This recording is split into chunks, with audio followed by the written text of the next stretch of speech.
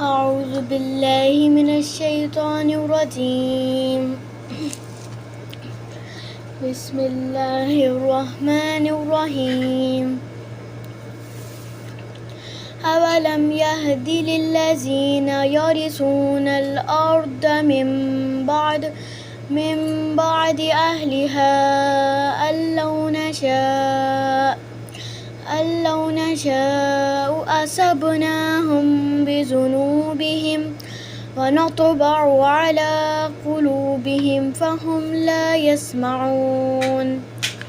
تلك القرى نقص عليك من أنبائها ولقد جاءتهم رسلهم بالبينات فما كانوا ليؤمنوا بما كذبوا من قبل كذلك يطبع الله على قلوب الكافرين.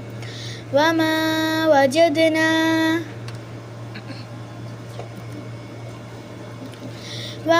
وجدنا لأكثرهم من عهد وإن وجدنا أكثرهم لفاسقين. ثم بعثنا من بعدهم موسى بآياتنا إلى فرعون وملئه ना बच्चे ना अलिफ के ऊपर देख रहे हैं छोटा सा सर्कल। हाँ जी। ये सर्कल कह रहा है कि अलिफ को नहीं पढ़ना। अलिफ को नहीं पढ़ेंगे तो इसका मतलब है लाम लंबा नहीं होगा। ओके। इला फिरऔन व मलइह إلى فرعون وملئه فظلموا بها فانظر كيف كان عاقبة المفسدين. وقال موسى يا فرعون إني رسول وقال موسى يا فرعون إني رسول من رب العالمين حقيق على ألا أقول على الله إلا الحق قد جئتكم ببينة من ربكم فأرسل معي بني إسرائيل. قال إن كنت جئت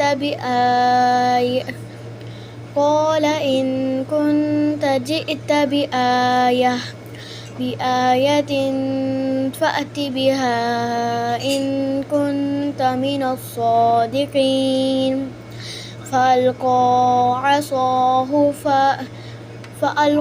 عصاه فإذا هي ثعبان مبين ونزع يده فإذا هي بيضاء للناظرين.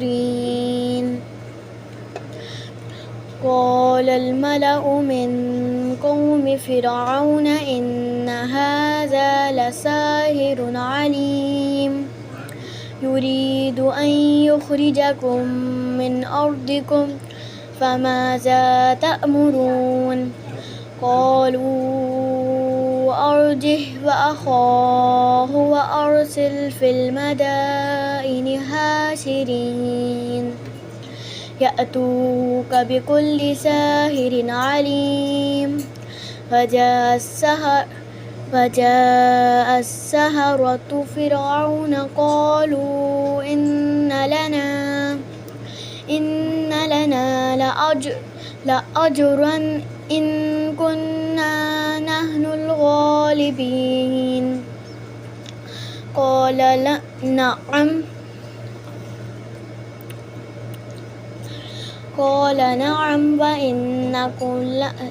وإنكم لمن المقربين. قالوا يا موسى إما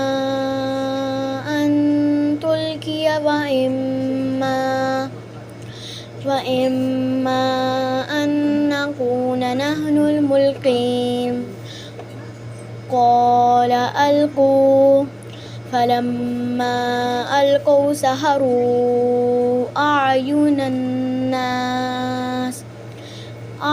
الناس واسترهبوهم وجاءوا بسحر عظيم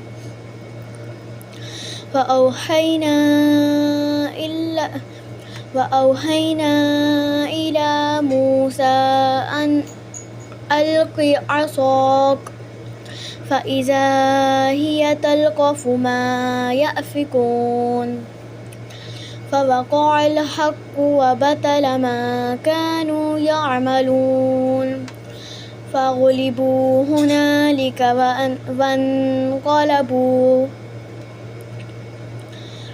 وانقلبوا صاغرين فألقي السحرة ساجدين قالوا آمنا برب العالمين رب موسى وهارون قال فرعون آمنتم به قبل أن آذن لكم إن هذا لمكر مكرتموه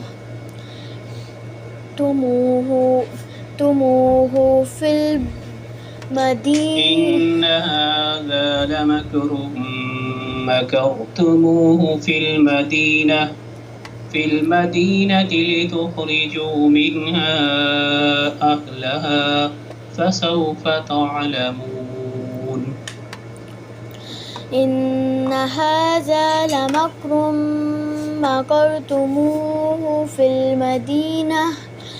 المدينة لتخرجوا منها أهلها فسوف تعلمون لأقطعن أيديكم وأرجلكم من خلاف ثم لأصلبنكم أجمعين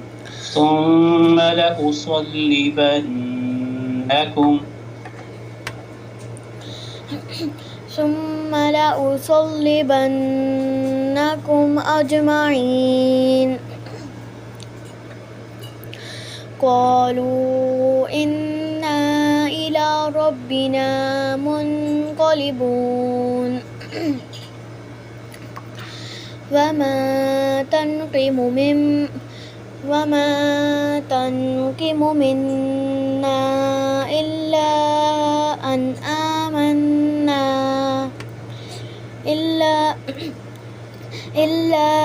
أن آمنا بآيات ربنا لما جاءتنا ربنا أفرغ علينا صبرا وتوفنا مسلمين وقال الملأ من قوم فرعون أتذر موسى وقومه ليفسدوا في الأرض ويذرك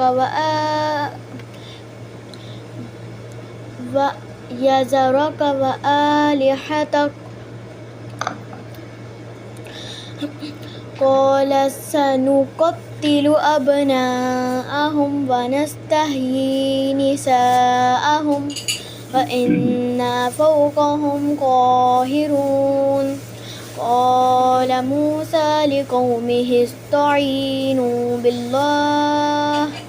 بالله واصبروا إن الأرض لله يورثها من يشاء من عباده والعاقبة للمتقين قالوا أوذينا من قبل أن تأتينا ومن بعد ما جئتنا قال عسى ربكم أن يهلك عدوكم ويستخلفكم في الأرض فينظر كيف تعملون صدق الله العظيم.